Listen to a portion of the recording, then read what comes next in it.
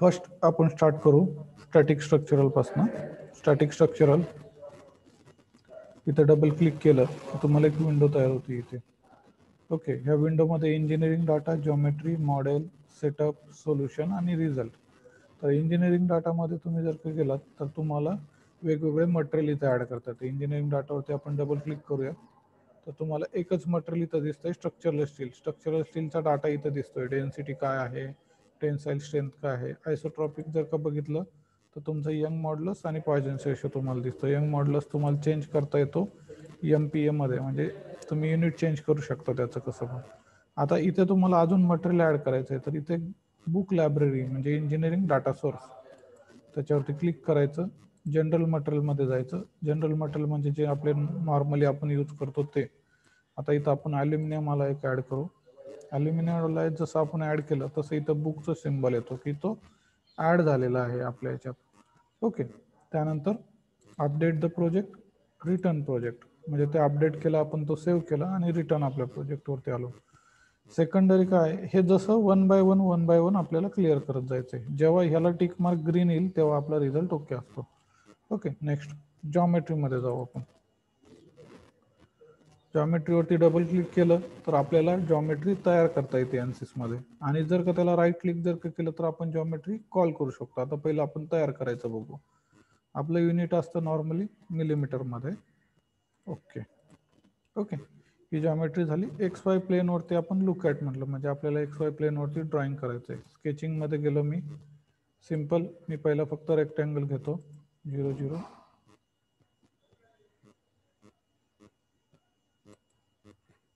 Rectangle 0 0 आणि हे. हा तुमचा रेक्टँगल तयार झाला. तर याला आपण डायमेन्शनिंग देऊ पहिलं वाटलंच तर. हॉरिझॉन्टल डायमेन्शन, याला हे जनरल डायमेन्शन, इथे एक डायमेन्शन. आता इथे तुम्हाला हॉरिझॉन्टल हे डायमेन्शन, याला आपण समजा 100 mm देऊ. ओके, आणि हे 50 mm. तर हा 50 बाय 100चा एक स्क्वेअर झाला. याला जनरेट जर का म्हटलं तर हा स्क्वेअर तयार होतो. ओके, आता याच्यात तुम्ही एक्सट्रूड जर का केलं तर हा वाढेल पुढे, म्हणजे एक रॉड तयार होईल. अप्लाय म्हटलं स्केच 1 साठी किती आहे तुमचं, तर आपण 500 mm पर्यंत तो वाढू, 500 mm. ओके, आता 500 mm ला आपण जनरेट जर का म्हटलं तर तो तयार झाला इथे. आता बघण्यासाठी तुम्हाला 3D मध्ये कन्वर्जन. ओके, हा 3D मध्ये तयार झाला. आता हा आपल्याला इकडे नको आहे, समजा आपल्याला वाटतं की तो पलीकडच्या साईडला मला हवा होता, तर डायरेक्शन नॉर्मलच्या ऐवजी रिव्हर्स करायचं आणि परत जनरेट म्हणायचं. तो तिकडे गेला प्लेनच्या, पहिला तो प्लेनच्या इकडे होता ह्या साईडला, म्हणजे आपण त्याची साईड किंवा डायरेक्शन चेंज करू शकतो. तर आपल्याला रिव्हर्स करायची गरज नाही, आपल्याला नॉर्मलच ठेवायची गरज आहे. Normal generate. ओके, आता सिंपल आहे. आपल्याला याला हॉलो करायचं आहे, म्हणजे याच्यामध्ये परत एक होल आहे काहीतरी. तर ते कसं करणार, तर परत आपण XY ला नाही काढू शकत. त्यावेळेस आपल्याला ह्या प्लेन घ्यायचं, इथे राईट क्लिक, लुक ॲट म्हणायचं. ओके, लुक ॲट म्हटलं की ते प्लेन तिथं सिलेक्ट होतं डायरेक्टली. स्केचिंगमध्ये गेलो. आता मला इथे परत रेक्टँग्युलर एक शेप आहे ना मध्ये कट करायचा आहे. मी हा शेप पकडला असा. ओके, आता ह्या शेपचं पण आपल्याला डायमेन्शन द्यावं लागणार. डायमेन्शन जनरल, हे आणि हे. ओके, आता इथनं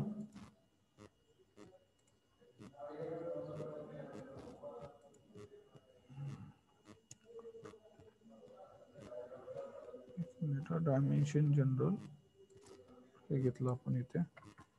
ओके, त्यानंतर वर्टिकल डायमेन्शन काढायचे ह्या पॉइंट पासून ही लाईन. ओके, हे एक डायमेन्शन वर्टिकल झालं. नंतर न परत आपल्याला काय हॉरिझॉन्टल डायमेन्शन या पॉइंट पासून ही लाईन. ओके, मी सगळे डायमेन्शन देऊन दाखवतोय तुम्हाला. आता हे आपण सिंपल 80, आता हा किती 80 म्हटल्यावरती हा पूर्ण 100चा होता, तर आपल्याला 10चा ठेवावा लागेल, म्हणजे हा सेंटरला आला बरोबर. व्हर्टिकल हा किती आपण 40चा नको, 40चं म्हणजे ते 50च आहे ना, 40 नको आपण 30 करू, 30 आणि खालनं हा 10 mm, तेव्हा तो सेंटरला आला हा आतला स्क्वेअर परत, बरोबर आहे. याला आपण जनरेट म्हणतो, एक्झिक्यूट करतो. एक्झिक्यूट केल्याच्या नंतर काय ते एक्सट्रूड केल्याच्या नंतर अप्लाय म्हणायचं, याला ॲड मटेरियलच्या ऐवजी कट मटेरियल म्हटलं मी, ओके, आणि जनरेट म्हटलं. बघा आता हा हॉलो तयार झाला, तुम्ही जर का बघितलं तर हा हॉलो तयार आहे, दिसला, हा हॉलो शेपमध्ये तयार झाला. कसा की आपण ॲड मटेरियलच्या ऐवजी इथे कट मटेरियल म्हटलं, कट मटेरियल म्हटलं त्याच्यातनं ते मटेरियल रिमूव्ह होऊन जात आहे, म्हणजे याला पॉकेट तयार केला आपण. कटियाच्या भाषेमध्ये याला पॉकेट म्हणतात, इथे याला कट मटेरियल. म्हणजे एकाच कमांडमध्ये दोन्ही पण ऑपरेशन आहे, पॅड आणि पॉकेट दोन्ही ऑपरेशन एक्सट्रूड कमांडमध्ये तिथं आहेत. ओके, हे झालं तुमच्याला मेन पार्ट. ओके, आता याला आपण सेव्ह करून घेऊ पहिलं.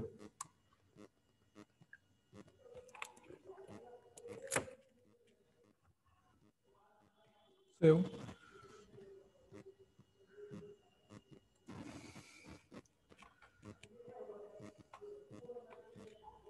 ANSYS मध्ये फोल्डर,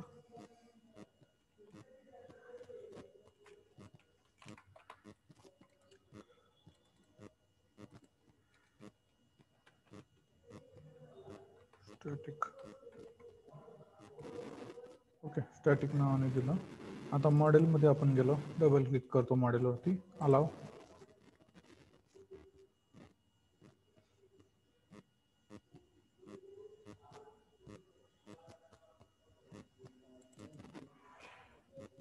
स्टार्टिंग मेकॅनिकल, या मेकॅनिकलची विंडो तर स्टार्ट झाली आता.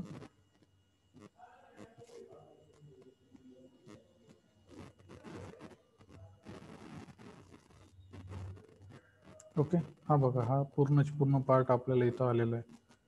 ओके, हा तुम्हाला फिरून तुम्ही पाहू शकता, हा पार्ट कंप्लीट आहे. आता मी याचं सिम्पल मेशिंगमध्ये कन्वर्ट करतो. पहिलं मेश आणि फक्त अपडेट म्हणतो. ॲटोमेश चालतं, कटियामध्ये ॲटोमेश होतं डायरेक्टली, आपल्याला गरज नाही पडत मेशिंगमध्ये बारीक सारीक गोष्टींकडे लक्ष देण्याची. आता ॲटोमेश झाल्यामुळे इथं तुम्हाला त्याचं मेशिंग दिसतंय. पण आता इथे जर तुम्ही जर का बघितलं स्टॅटिस्टिकमध्ये, तर नंबर ऑफ इलेमेंट 840 आहे आणि नोड 32 आहे. आता मी मेशिंगमध्ये मला अजून थोडंसं फाईन मेशिंगमध्ये जायचं, तर मी काय करेल, सायझिंगमध्ये जाईल, कोर्सच्या ऐवजी इथे फाईन मेशिंग सिलेक्ट करेल आणि परत अपडेट म्हणेल. ऑटोमॅटिकली तो फाईन मेशिंगकडे वळाला. आता फाईन मेशिंग झाल्याच्या नंतर बघा तुम्ही, इलेमेंट पण वाढले, नोड पण वाढले. जेवढे नंबर ऑफ इलेमेंट आणि नोड जास्त असतील तेवढं आपण एक्झॅक्ट टू सोल्युशन जातो. बट त्याने काय होतं की त्याने तुमचा रन टाईम वाढतो, म्हणजे जेवढे तुमचे नंबर ऑफ इलेमेंट वाढतील, नोड वाढतील, तेवढा तुमचा कम्प्युटरला लागणारा सॉल्विंग टाईम वाढतोय. आता मला आणखीन पण फाईन करायचं आहे, तर इथे ज्यावेळेस मी फाईन म्हणतो त्यावेळेस इथं इलेमेंट साईज मी 5 mm ठेवतो. ओके, आणि परत अपडेट करतो, म्हणजे एक इलेमेंट 5 mm चा झाला, ते 5 मीटरचा झाला का इथे. ओके, सॉरी, युनिट काय इथे बघा, हा युनिटमुळे फरक पडला ना, मेट्रिक पाहिजे आपल्याला 5 mm. ओके, अपडेट झालं का, एकदम स्मूथ मेशिंग झालं बघा. आता आणखीन, आता ह्या मेशिंगसाठी इलेमेंट झाले 10,400 आणि नोड झाले 57,616. ओके, हे नोड आणि इलेमेंट तुम्हाला काउंट महत्त्वाचा असतो की किती नोड आणि किती याला केलेलं आहे. ओके, हे 5 mm फाईन मेशिंगमध्ये. आता स्टॅटिक स्ट्रक्चरलमध्ये जर का गेलं तर तुम्हाला इथं दिसतं इनिशियल काय कंडिशन, याला ॲक्सलरेशन वगैरे आहे का, नाही आहे. आपल्याला लोडिंग कंडिशन द्यायचं आहे, मग फोर्स देऊ आपण, फोर्स. इथं भरपूर लोडिंग आहे, pressure, force, hydraulic pressure, bearing load, movement, line, भरपूर काय. पण आपलं सिम्पल, आपल्याला कॅन्टिलिव्हर बीम करायचं आहे. लोडिंगमध्ये ते आणि सपोर्टमध्ये एक साईडला आपल्याला फिक्स सपोर्ट देऊ. कंडिशनमध्ये कन्स्ट्रेंट इक्वेशन जर का असेल तर, म्हणजे जर का पार्ट ज्यावेळेस असेंब्ली चालू होती त्यावेळेस तिथं कन्स्ट्रेंट इक्वेशनची गरज पडते, तोपर्यंत गरज नाही.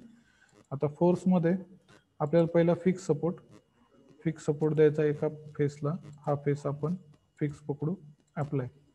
ओके, हा फेस फिक्स झाला. त्याच्यानंतर आपल्याला दुसऱ्या फेसला इथं फोर्स द्यायचा, फोर्स हे म्हणजे फेस सिलेक्ट करायचा आहे म्हणून आपण हा सिलेक्ट करतोय. परत हा सरफेस सिलेक्शन अप्लाय. आता फोर्स आपल्याला जो काय पाहिजे तो वेक्टरमध्ये नको आहे, सिंपल कॉम्पोनंट्समध्ये घेत जायचं. कॉम्पोनंटमध्ये आता सिंपल हा कुठला आहे, वाय. आपल्याला खालच्या डायरेक्शनला करायचं आहे तर वाय मध्ये -500 हा न्यूटनमध्ये आपण फोर्स लावला. हे बघा त्याचं लगेचच इथं त्यांनी रिफ्लेक्शन दाखवलं की तो डाऊनवर्ड डायरेक्शनला फोर्स आहे. त्याचं डायरेक्शन वगैरे सगळं त्यांनी मेन्शन करतो फोर्स. आता सोल्युशनमध्ये आपल्याला काय पाहिजे, डिफॉर्मेशन, टोटल डिफॉर्मेशन पाहिजे आणि स्ट्रेसमध्ये इक्विव्हॅलंट वॉर्म मॅसेज स्ट्रेस पाहिजे. स्ट्रेसमध्ये इक्विव्हॅलंट वॉर्म मॅसेज स्ट्रेसच घेतो आपण, मॅक्सिमम प्रिन्सिपल किंवा मिनिमम प्रिन्सिपल स्ट्रेसवरती आपण नाही घेत. ओके, तर इक्विव्हॅलंट स्ट्रेस आणि डिफॉर्मेशन आपल्याला टोटल डिफॉर्मेशन. डायरेक्शनल डिफॉर्मेशन जर का घेतलं तर ते एक्स डायरेक्शनमध्ये, वाय डायरेक्शनमध्ये, झेड डायरेक्शनमध्ये, तिन्ही डायरेक्शनमध्ये येतं. ते आपण पाहू ज्यावेळेस त्याची गरज पडेल तशा प्रॉब्लेमची एखाद्या, त्यावेळेस आपण तो पाहूया. टोटल डिफॉर्मेशन घेतलं. Okay, total deformation equivalent stress आणि याला आपण सॉल्व म्हटलं. तुमचं सोल्युशन तयार होतं ते ऑटोमॅटिकली. आता हा स्टॅटिकचा एकदम सिंपल आणि बेसिक प्रॉब्लेम आपण सॉल्व केलेला आहे.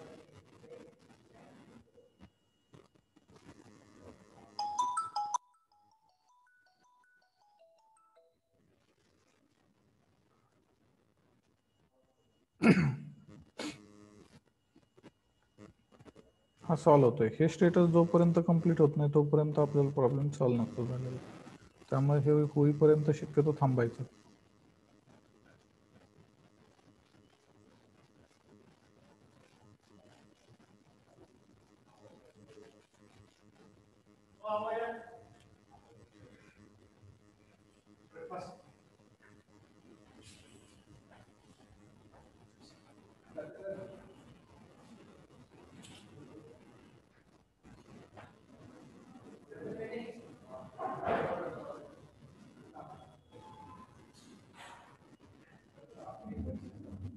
ओके, हे बघा आता याचं आपल्याला सोल्युशन आलेलं आहे. आता स्ट्रेस जर का बघितलं इक्वल स्ट्रेस तर 12.21 मॅक्सिमम MPa मध्ये आलेली आहे आणि तुम्ही डिफॉर्मेशन जर का बघितलं तर 0.12.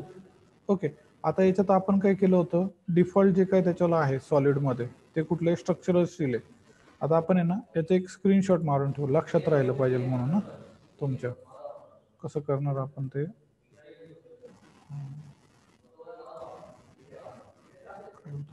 स्निपिंग ना,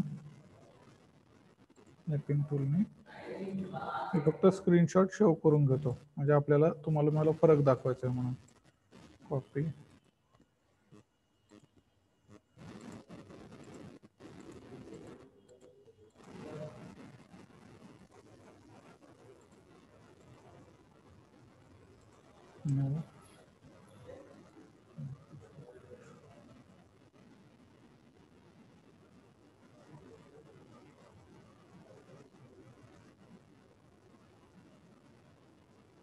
दोन मिनटं.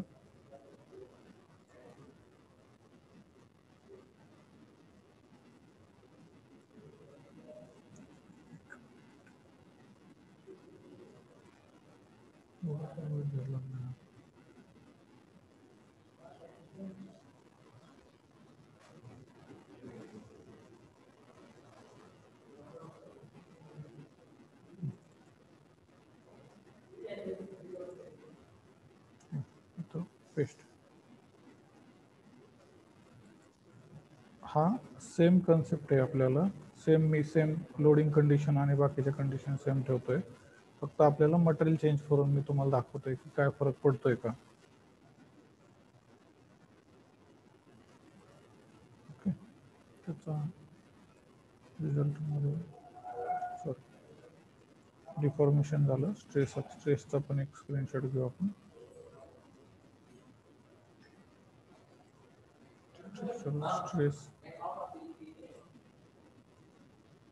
स्ट्रेसमध्ये आपण जर का आलो,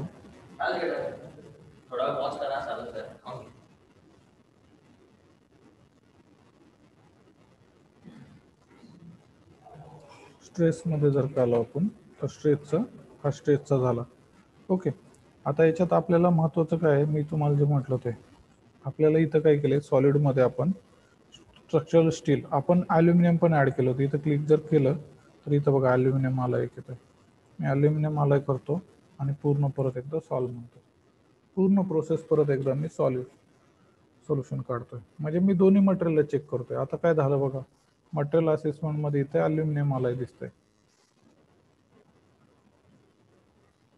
पहिलं आपलं वेगळं होतं, स्ट्रक्चरल स्टील होतं म्हणजे प्लेन एमएस होतं. आता इथे ॲल्युमिनियम आलाय झालं.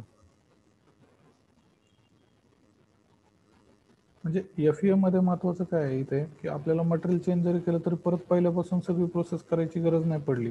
हेच आपण हँड कॅल्क्युलेशन केलं जर का असतं तर काय झालं असतं की प्रत्येक वेळेस आपल्याला प्रत्येक फॉर्म्युला आपल्याला परत एकदा चेक करावा लागला असता आणि त्या फॉर्म्युलानुसार प्रत्येक गोष्टीचं आपल्याला अनालिसिस परत एकदा करावं लागलं असतं. मग याच्यापेक्षा हा कसा आहे, एकच ठिकाणी फक्त तुम्ही ॲल्युमिनियम अलाय केलं, ओके म्हटलं, लगेच तुमच्याला पुढच्या प्रोसेसला तो लागून जातो कम्प्युटर. ओके, आता तुम्हाला डायरेक्टली टोटल डिफॉर्मेशन आणि इक्विव्हॅलेंट स्ट्रेस तुम्हाला भेटून जाईल डायरेक्ट. हे बघा टोटल डिफॉर्मेशन आलं एमएम मध्ये, इक्विव्हॅलेंट स्ट्रेस पण आली. पहिलं किती होती इक्विव्हॅलेंट स्ट्रेस होती 12.21 होती, आता किती आली ती 12.59. तर आपण याचं स्क्रीनशॉट घेऊया. Static structural equivalent stress.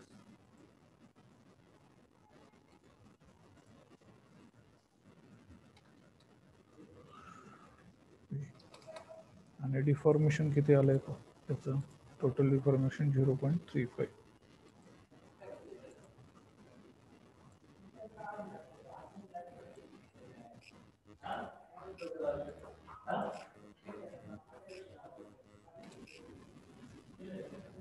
पहिल्या याचं डिफॉर्मेशन तो 0.12, ॲल्युमिनियम जर का वापरलं तर 0.35 असं तुमचं डिफॉर्मेशन होते.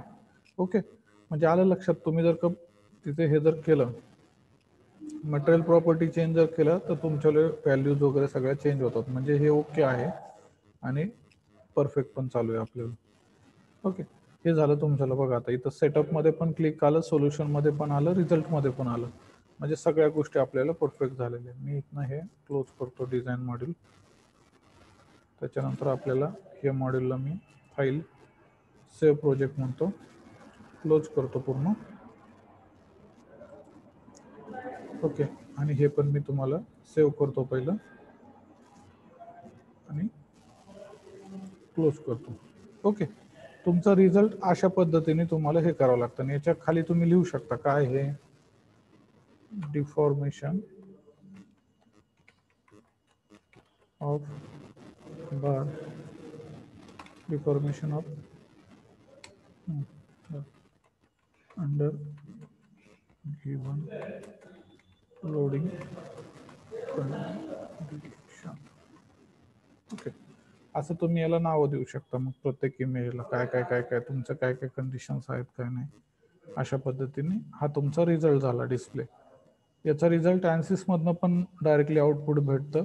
ते मी तुम्हाला नेक्स्ट लेक्चरमध्ये वर्कआउट करून सांगतो. ओके, ते आपण नेक्स्ट लेक्चरला पाहूयात. त्या लेक्चरला एवढं. आता प्रत्येकाने हाच प्रॉब्लेम किंवा याच्यामध्ये डायमेन्शन चेंज करून मला फक्त एक एक प्रॉब्लेम सॉल्व्ह केलेला दाखवतो मी. म्हणजे माझ्या लक्षात येईल की तुम्हाला कुठपर्यंत लक्षात आलेलं आहे काय नाही. ओके.